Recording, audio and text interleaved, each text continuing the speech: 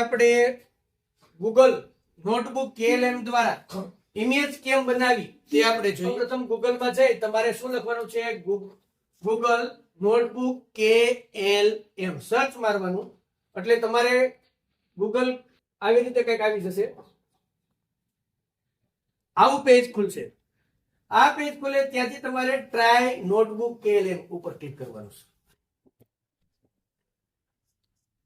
હવે મારે દાખલા તરીકે કોઈ વસ્તુની માહિતી જોઈ છે, માની લ્યો તો અહીંયાથી ક્રિએટ ન્યુ કરવાનું છે.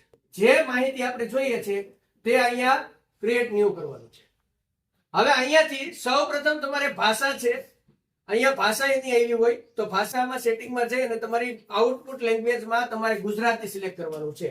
અહીંયા જુદી જુદી ડિફોલ્ટ હશે, તમારે અહીંયા ડિફોલ્ટ હશે જેમાંથી સૌપ્રથમ તમારે શું સિલેક્ટ કરવાનું છે? ગુજરાતી.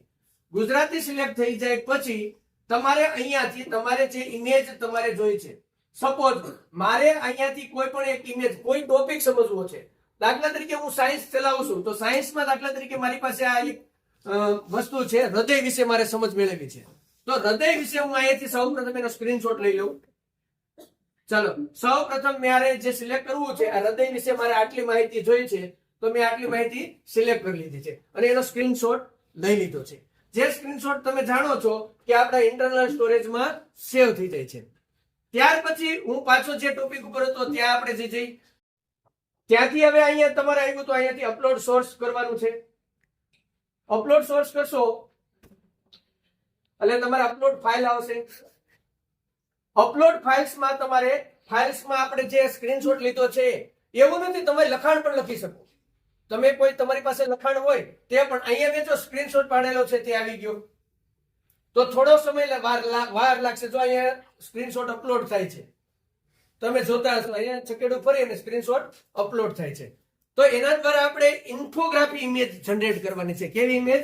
ઇન્ફોગ્રાફી. તો અહીંયા સોર્સ દ્વારા જો એનું લખાણ આવી ગયું, હૃદય વિશેની સમજ, બરાબર. તમે અહીંયા તમે એવું લખો કે પ્રકાશ સંશ્લેષણ વિશે સંપૂર્ણ માહિતી આપો તો તમને પ્રકાશ સંશ્લેષણની ઇન્ફોગ્રાફી ઇમેજ આવશે.